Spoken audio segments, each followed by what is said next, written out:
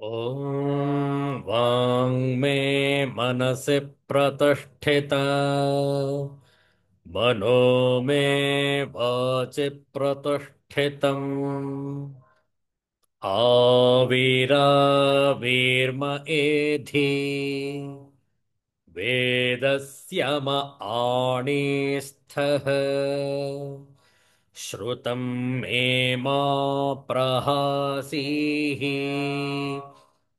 अनेनाधीतेन अहोरात्रान् सन्दधामि ऋतं वदिष्यामि सत्यं वदिष्यामि तन्मामवतु तद्वक्तारमवतु अवतु माम् अवतु वक्तारमवतु वक्तारम् ॐ शान्तिः शान्तिः शान्तिः हरिः ॐ श्रीगुरुभ्यो नमः हरिः ॐ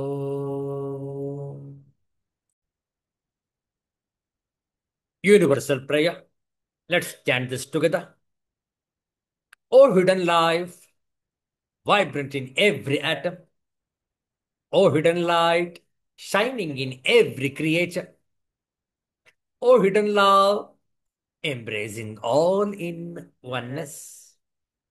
May each who feels himself as one with thee know he is also one with every other. Om Shanti, Shanti, Shanti.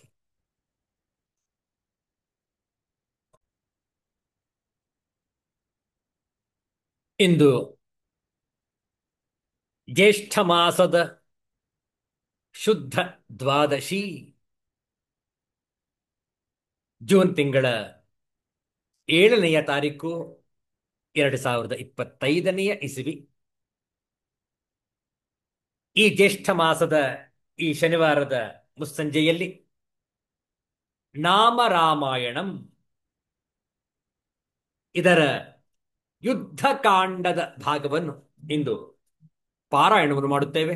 ಶ್ರದ್ಧೆಯಿಂದ ಆಲಿಸುವಂತವರಾಗಿ. ನಾಮ ನಾಮರಾಮಾಯಣಂ ಯುದ್ಧಕಾಂಡ.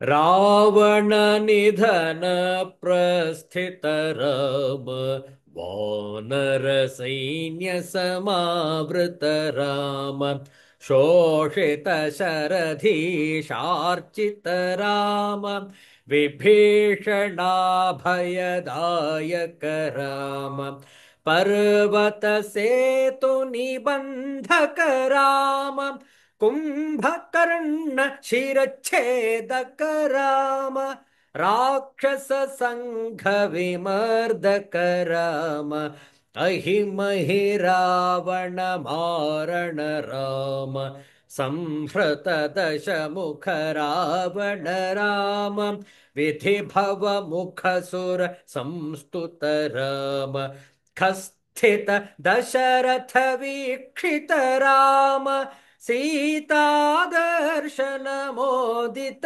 राम, अभिषेक्त विभीषण नत राम, पुष्पकयानारोहण राम, भरद्वाजाभिनिषेवण राम, भरत प्राण प्रियकर राम, साकेतपुरी भूषण राम, सकल स्वीय समानत राम, रत्नल सत्पीठ स्थित राम, पट्टाभिषेकालंकृत राम, पार्थिव कुल सम्मानित राम, विभीषणार्पित रंजक राम, कीशकुलानुग्रह कर राम, सकल जीव संरक्षक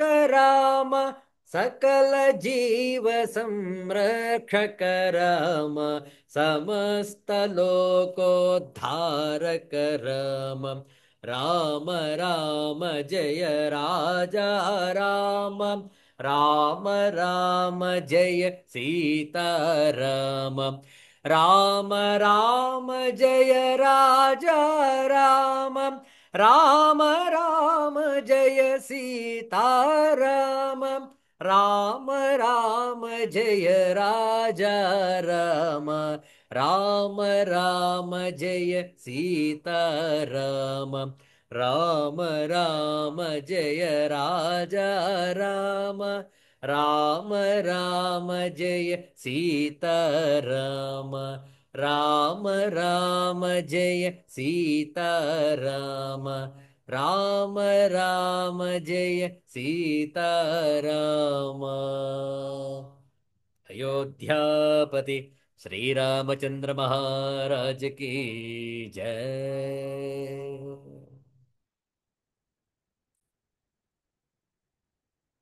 ಶ್ರೇಷ್ಠವಾದ ಈ ಮಂದವಾಸರದೊಂದು ಒಂದು ದೇವಿ ಭಜನೆಯನ್ನು ಹಾಡೋಣ. ಪ್ರಾರಂಭದಲ್ಲಿ ಕೆಲವು ಶ್ಲೋಕಗಳು, ದುರ್ಗಾ ಸಪ್ತಶತಿ ದೇವಿ ಮಹಾತ್ಮೆಯಿಂದ ಆಯ್ದಂತಹ ಕೆಲವು ಶ್ಲೋಕಗಳು, ಆ ನಂತರ ದೇವಿ ಭಜನೆ. ಶ್ಲೋಕಗಳನ್ನು ಕೂಡ ತಾವು ಪುನರಾವರ್ತಿಸಬಹುದು.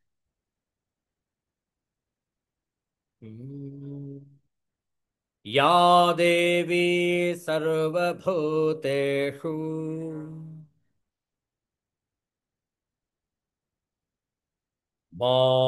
ಮಾತೃರೂಪೇಣ ಸಂಸ್ಥಿತ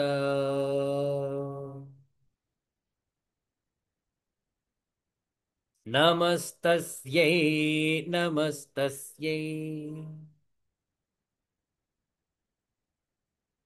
ನಮಸ್ತಸ್ಯೈ ನಮೋ ನಮಃ.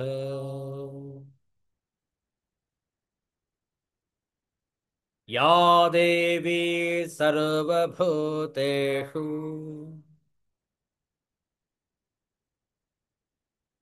ಬುದ್ಧಿರೂಪೇಣ ಸಂಸ್ಥಿತ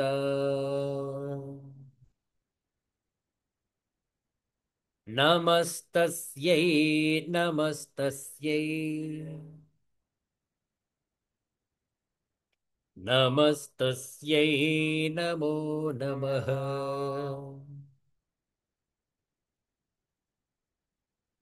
ಯಾ ದೇವಿ ಸರ್ವಭೂತೇಷು ಶಕ್ತಿರೂಪೇಣ ಸಂಸ್ಥಿತ ನಮಸ್ತಸ್ಯೈ ನಮಸ್ತಸ್ಯೈ ನಮಸ್ತಸ್ಯೈ ನಮೋ ನಮಃ.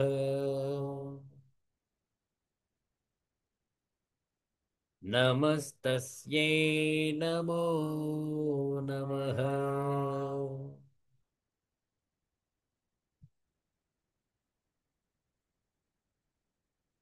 ಅಂಬ ಪರಮೇಶ್ವರಿ ಅಖಿಲಾಂಡೇಶ್ವರಿ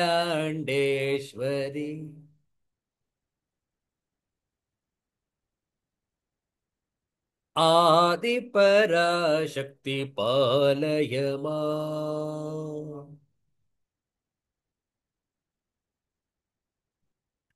ಮಾತಮಹೇಶ್ವರಿ ದುರ್ಗೆ ಲಕ್ಷ್ಮೀ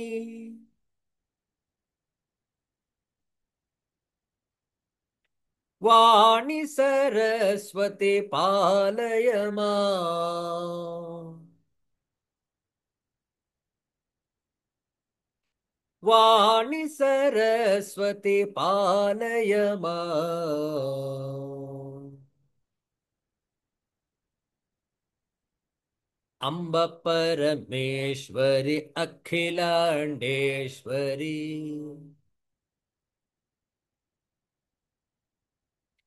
ಆದಿಪರಾಶಕ್ತಿ ಪಾಲಯ ಮಾಂ. ಕಂಚಿ ಕಾಮಾಕ್ಷಿ ಮಧುರೈ ಮೀನಾಕ್ಷಿ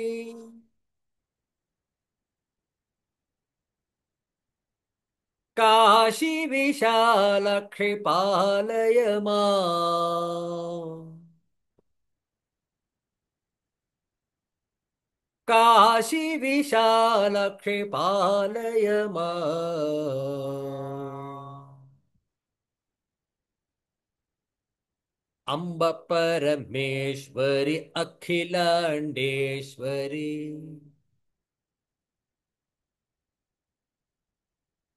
आदिपराशक्ति पालय माम्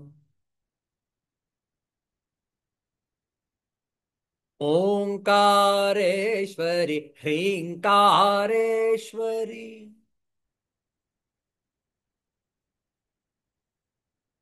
भवानि शङ्करि पालय माम्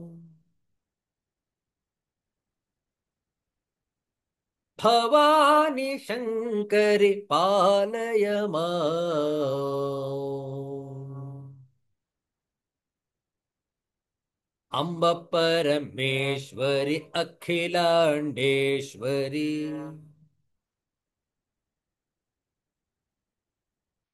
आदिपराशक्ति पालय माम् श्रीभुवनेश्वरि राजराजेश्वरि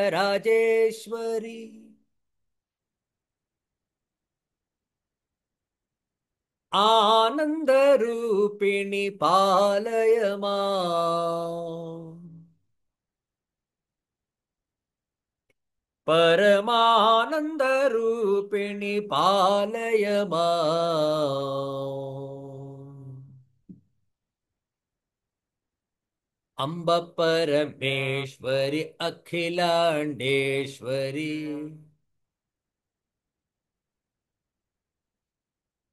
आदिपराशक्ति पालय माम् श्रीचक्रेश्वरि श्रीङ्कारेश्वरि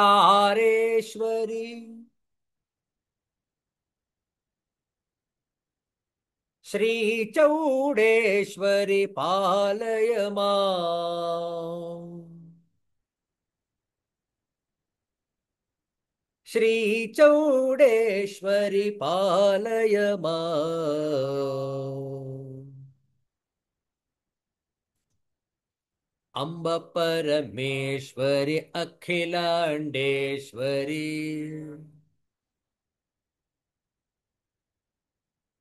आदिपराशक्ति पालय माम् आदिपराशक्ति पालय माम् आदिपराशक्ति पालय माम् जगदम्बा माता की जय। सिद्धांत अवधूत चिंतन श्री गुरुदेव दत्त। जय जय रघुवीर समर्थ श्री सद्गुरुनाथ महाराज की जय। हर हर नमः पार्वती पतये। हर हर महादेव ಶಂಭೋ.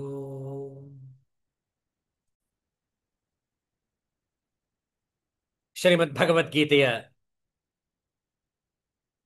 ಗುಣತ್ರಯ ವಿಭಾಗ ಯೋಗ 14ನೇ ಅಧ್ಯಾಯದ ಕೆಲವು ಶ್ಲೋಕಗಳ ಪಾರಾಯಣ.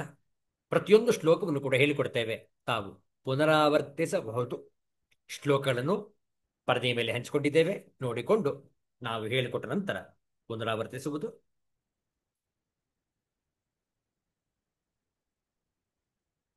ಓಂ ಶ್ರೀ ಪರಮಾತ್ಮನೇ ನಮಃ.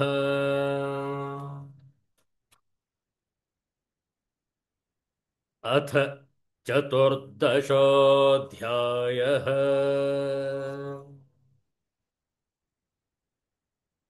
ಗುಣತ್ರಯ ವಿಭಾಗ ಯೋಗಃ.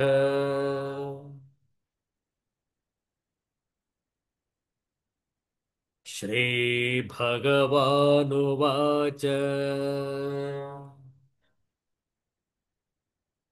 कर्मणः सुकृतस्याहुः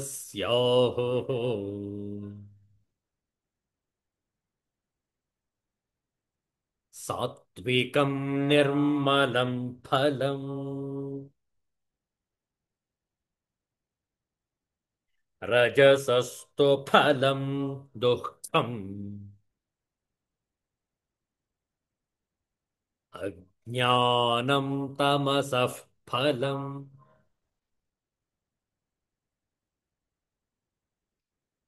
सत्त्वात् सञ्जायते ज्ञानम्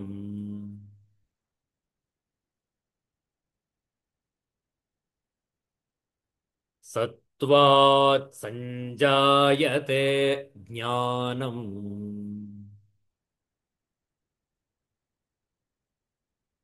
रजसो लोभ एव च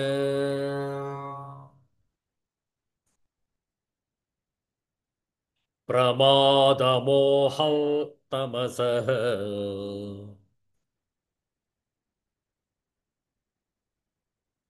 भवतो ज्ञानमेव च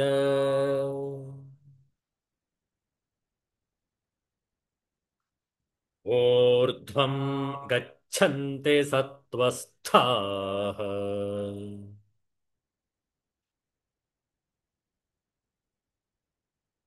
मध्ये तिष्ठन्ति राजसाः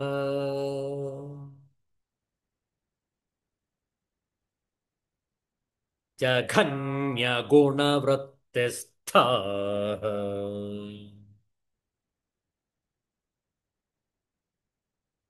अधो गच्छन्ति तामसाः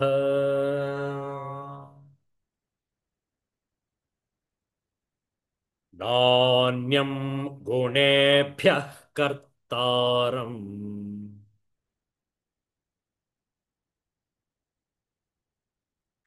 यदा द्रष्टानुपश्यति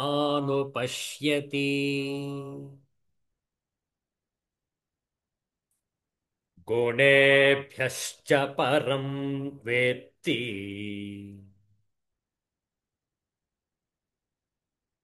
मद्भावं सोऽधिगच्छति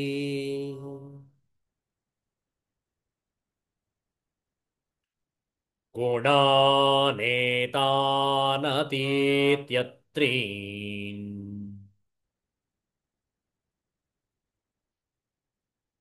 देहि देहसमुद्भवान्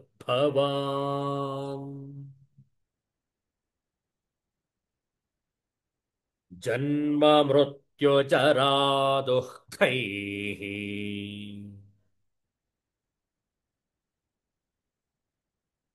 विमुक्तोऽमृतमश्नुते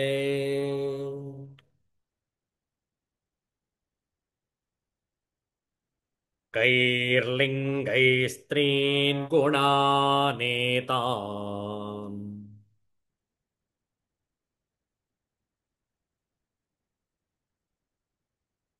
अर्जुन उवाच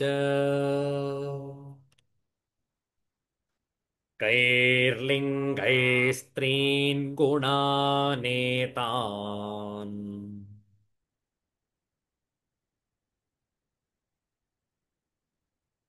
अतीतो भवति प्रभो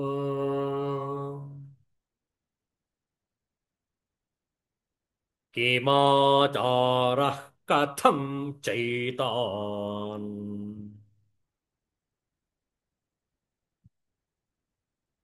त्रीन् गुणानतिवर्तते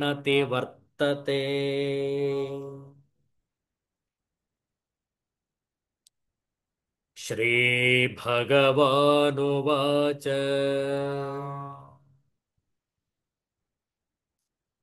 प्रकाशम् च प्रवृत्तिम् च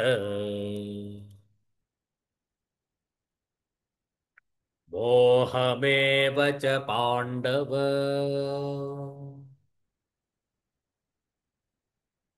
न द्वेष्टि सम्प्रवृत्तानि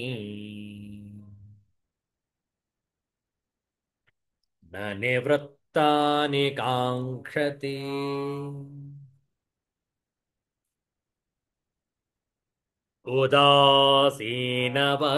उदासीनवदासीनः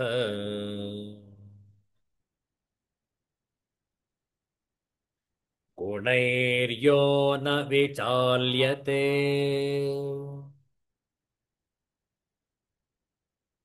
गुणा वर्तन्त इत्येव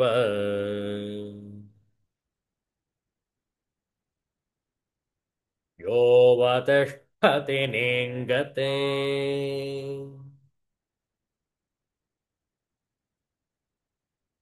ॐ शान्तिः शान्तिः शान्तिः हरिः ॐ श्रीगुरुभ्यो नमः हरिः ॐ ಶ್ರೀಗುರುಭ್ಯೋ ನಮಃ. ಗುಣಾತೀತನಾದವ ಯಾವ ರೀತಿ ಆಚರಿಸುವನು, ಅವನ ಲಕ್ಷಣಗಳೇನು, ಅವನ ವಿಶೇಷತೆಗಳೇನು, ಅವನ ವ್ಯಕ್ತಿತ್ವ ಎಂಥದ್ದು ಅನ್ನುವುದನ್ನು ವಿಚಾರ ಮಾಡ್ತಾ ಇದ್ದೇವೆ. ಈಗಾಗಲೇ 2 ಶ್ಲೋಕಗಳು ನೋಡಿದ್ದೇವೆ. ಆತ ಹೇಗಿರ್ತಾನೆ ಅಂತ ಹೇಳಿ. ಪ್ರಕಾಶಂಚ ಪ್ರವೃತ್ತಿಂಚ ಮೋಹಮೇವ ಚ ಪಾಂಡವ ನ ದ್ವೇಷ ಸಂಪ್ರವೃತ್ತಾನಿ ನ ನಿವೃತ್ತಾನಿ ಕಾಂಕ್ಷತಿ. ಪ್ರಕಾಶ ಸಾತ್ವಿಕ ಗುಣದ ಲಕ್ಷಣ, ಪ್ರವೃತ್ತಿ ರಜೋಗುಣದ ಲಕ್ಷಣ, ಮೋಹ ತಮೋ ಗುಣದ ಲಕ್ಷಣ. ಯಾವುದೇ ಗುಣಗಳಿರಲಿ ಆತ ದ್ವೇಷಿಸುವುದಿಲ್ಲ. ಅದು ಇಲ್ಲದೆ ಹೋದರೆ ಅದನ್ನು ಅಪೇಕ್ಷೆಯೂ ಕೂಡ ಪಡುವುದಿಲ್ಲ. ಉದಾಸೀನವದಾಸೀನ ಗುಣೈ ಯಹ ನ ವಿಚಾಲ್ಯತೆ ಗುಣಾ ವರ್ತಂತೆ ಇತಿ ಏವ ಯಹ ಅವತಿಷ್ಠತಿ ನ ಇಂಗತೆ. ಈ 2 ಶ್ಲೋಕಗಳ ತಾತ್ಪರ್ಯವನ್ನ, ವಿವರಣೆಯನ್ನ ಆಗಲೇ ನೋಡಿದ್ದೇವೆ, ಶಾಂಕರ ಭಾಷ್ಯ ಸಹಿತ. ಇಂದು 24ನೆಯ ಶ್ಲೋಕದ ಗುಣಾತೀತ ಲಕ್ಷಣಗಳನ್ನು ನೋಡೋಣ. 2 ಬಾರಿ ಪಾರಾಯಣ ಹೇಳಿಕೊಡ್ತೇವೆ, ಪುನರಾವರ್ತಿಸುವುದು. ಸಮದುಃಖ ಸುಖ ಸ್ವಸ್ಥ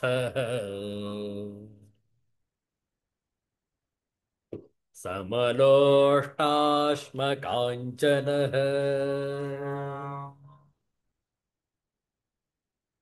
ತುಲ್ಯ ಪ್ರಿಯ ಪ್ರಿಯೋ ಧೀರ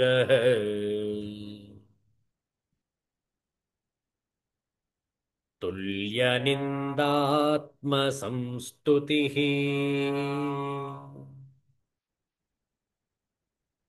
ಮತ್ತೊಮ್ಮೆ. ಸಮದುಃಖ ಸುಖ ಸ್ವಸ್ಥ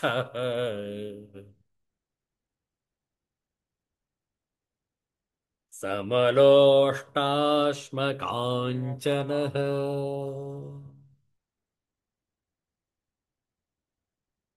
ತುಲ್ಯ ಪ್ರಿಯ ಪ್ರಿಯೋ ಧೀರ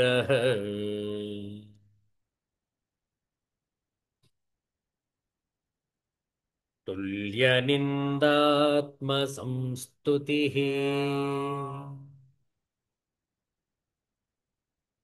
ಬಹಳ ಸೊಗಸಾಗಿದೆ ಈ ಶ್ಲೋಕ. ಆ ಗುಣಾತೀತನ ಲಕ್ಷಣಗಳನ್ನು ನೋಡುವಾಗ ನಾವು ಯಾವ ರೀತಿಯಲ್ಲಿ ಅದನ್ನು ಅಳವಡಿಸಿಕೊಳ್ಳಬೇಕು ಅನ್ನುವಂಥದ್ದನ್ನು ನಾವು ಚಿಂತಿಸಬಹುದು.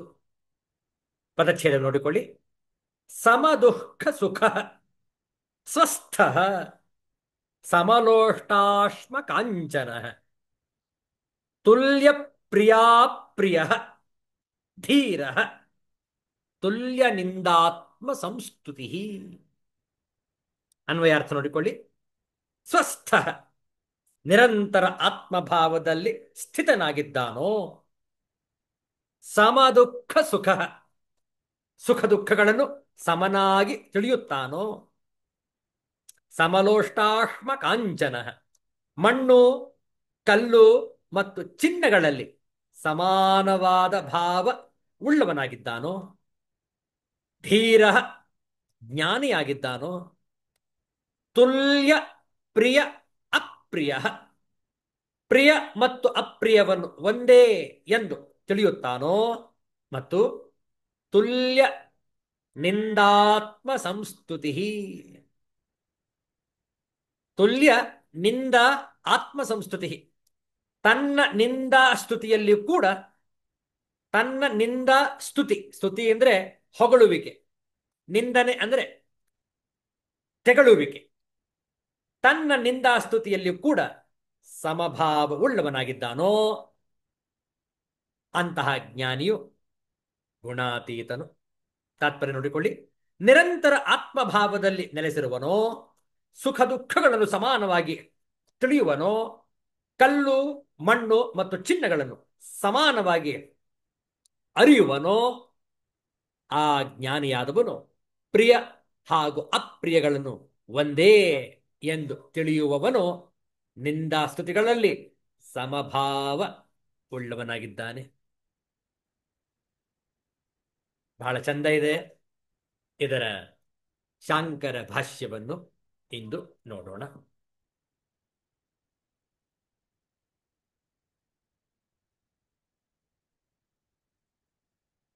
ಕಿಂಚ ಸಮದುಃಖ ಸುಖ ಸಮೇ ದುಃಖ ಸುಖೇ ಯಸ್ಯ ಸಹ ಸಮದುಃಖ ಸುಖ ಸ್ವಸ್ಥಃ ಸ್ವೇ ಆತ್ಮನಿ ಸ್ಥಿತಃ ಪ್ರಸನ್ನಃ ಸಮಲೋಷ್ಟಾಶ್ಮ ಕಾಂಚನ ಲೋಷ್ಟಂಚ ಅಶ್ಮಾಚ ಕಾಂಚನಂಚ ಲೋಷ್ಟ ಅಶ್ಮಾ ಕಾಂಚನ ಚ ಸಮಾನಿ ಯಸ್ಯ ಸಹ ಸಮಲೋಷ್ಟಾಶ್ಮ ಕಾಂಚನ ತುಲ್ಯ ಪ್ರಿಯಾ ಪ್ರಿಯ ಪ್ರಿಯಂಚ ಅಪ್ರಿಯಂಚ ಪ್ರಿಯಾ ಪ್ರಿಯೇ ತುಲ್ಯೇ ಸಮೇ ಯಸ್ಯ ಸಹ ಅಯಂ ತುಲ್ಯ ಪ್ರಿಯಾ ಪ್ರಿಯ ಧೀರ ಧೀಮಾನ್ ತುಲ್ಯ ನಿಂದಾತ್ಮ ಸಂಸ್ತುತಿ ನಿಂದಾ ಚ ಆತ್ಮ ಸಂಸ್ತುತಿಶ್ಚ ನಿಂದಾತ್ಮ ಸಂಸ್ತುತಿ ತುಲ್ಯೇ ನಿಂದಾತ್ಮ ಸಂಸ್ತುತಿ ಯಸ್ಯ ಯತೇಃ ಸಹ ತುಲ್ಯ ನಿಂದಾತ್ಮ ಸಂಸ್ತುತಿ.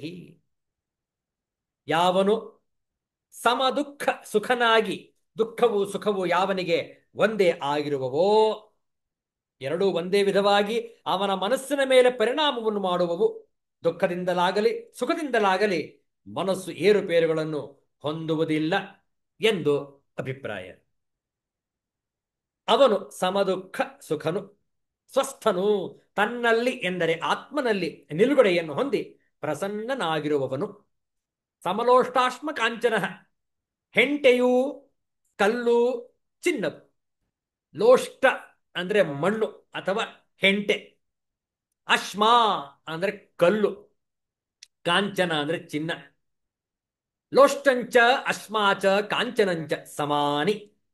ಹೆಂಟೆಯು ಕಲ್ಲು ಚಿನ್ನವು ಯಾವನಿಗೆ ಒಂದೇ ಆಗಿರುವವೋ ಅವನು ಸಮಲೋಷ್ಟಾಶ್ಮ ಕಾಂಚನನು. ತುಲ್ಯ ಪ್ರಿಯಾ ಪ್ರಿಯನು, ಯಾವನಿಗೆ ಬೇಕಾದದ್ದು ಬೇಡವಾದದ್ದು ಎಂಬ ಪ್ರಿಯ ಅಪ್ರಿಯಗಳು ತುಲ್ಯವಾಗಿ ಒಂದೇ ಆಗಿರುವವೋ ಅಂಥವನು ತುಲ್ಯ ಪ್ರಿಯಾ ಪ್ರಿಯನು. ಧೀರನು, ಧೀಮಾನ್ ಬುದ್ಧಿವಂತನು. ತುಲ್ಯ ನಿಂದಾತ್ಮ ಸಂಸ್ತುತಿಯು ತನ್ನನ್ನು ನಿಂದಿಸುವುದು, ತನ್ನನ್ನು ಹೊಗಳುವುದು ನಿಂದಾತ್ಮ ಸಂಸ್ತುತಿಗಳು. ನಿಂದಾತ್ಮ ಸಂಸ್ತುತಿಗಳು ಯಾವ ಯತಿಗೆ ಸಮಾನವಾಗಿರುವವೋ ಆತನು ತುಲ್ಯ ನಿಂದಾತ್ಮ ಸಂಸ್ತುತಿಯು. ಇಷ್ಟು ಲಕ್ಷಣಗಳನ್ನು ಇಲ್ಲಿ ಹೇಳಲಾಗಿದೆ 24ನೆಯ ಶ್ಲೋಕದಲ್ಲಿ. ನೋಡಿ ಯಾವ ರೀತಿ ನಾವು ಚಿಂತಿಸಬೇಕು, ಮನನ ಮಾಡಬೇಕು, ಈ ಗುಣಾತೀತ ಲಕ್ಷಣಗಳನ್ನು ಯಾವ ರೀತಿ ನಾವು ಅಳವಡಿಸ್ಕೊಳ್ಬೇಕು ಅನ್ನುವಂಥದ್ದನ್ನು ನಾವು ಚಿಂತಿಸತಕ್ಕದ್ದು. ಇದಕ್ಕೆ ಪೂರಕವಾಗಿ ಗುಂಡಪ್ಪನವರು ಬಹಳ ಸುಂದರವಾದಂತಹ ಒಂದು ಮುಕ್ತಕವನ್ನ ರಚಿಸಿದ್ದಾರೆ ನೋಡಿ.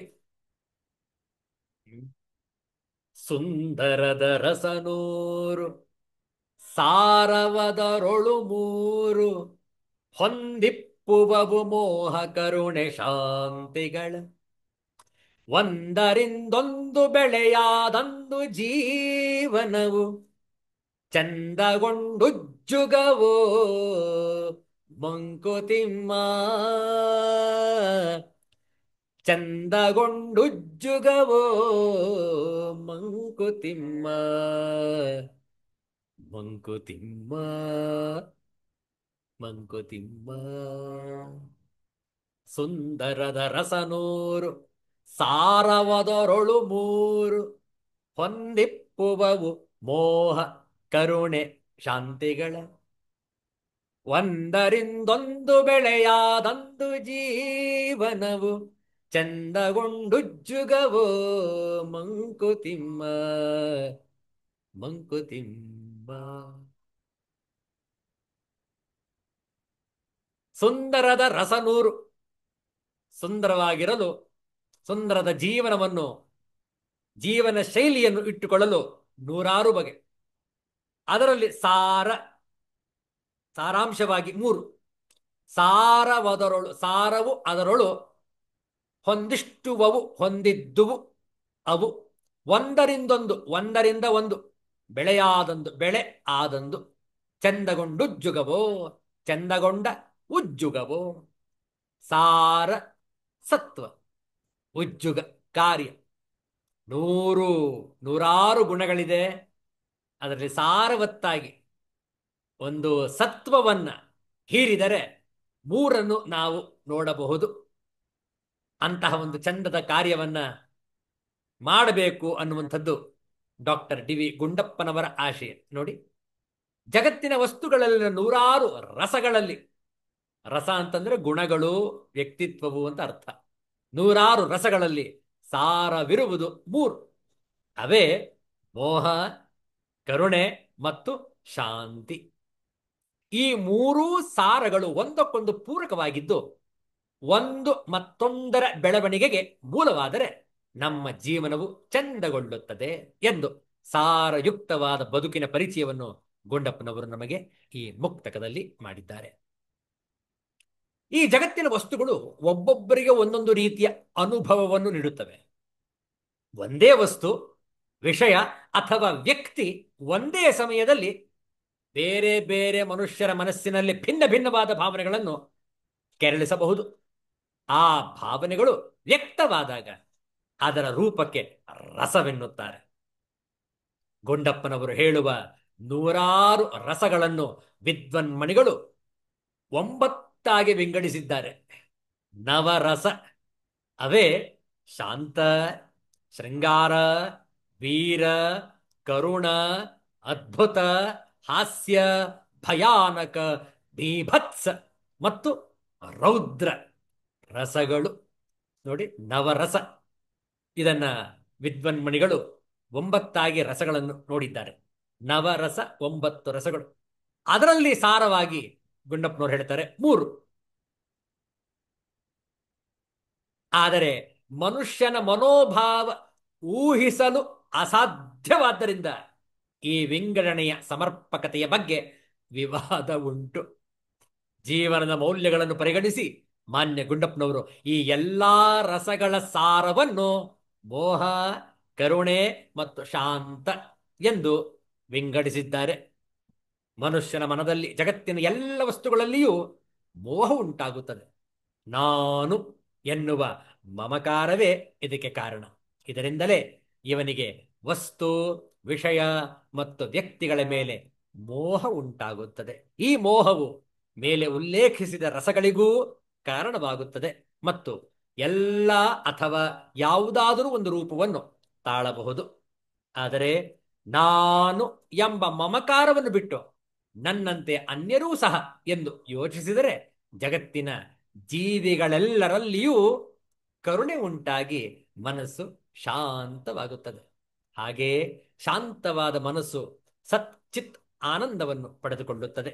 ಇದನ್ನೇ ಮಾನ್ಯ ಗುಂಡಪ್ಪನವರು ಚಂದಗೊಂಡುಜ್ಜುಗವೋ, ಚಂದವಾಗತ್ತೆ ನಮ್ಮ ಕಾರ್ಯಗಳು ಎಂದು ಹೇಳುತ್ತಾ, ಹಾಗೆ ಆದರೆ ಜೀವನ ಚಂದವಾಗುತ್ತದೆ ಎಂದು ಹೇಳಿದ್ದಾರೆ.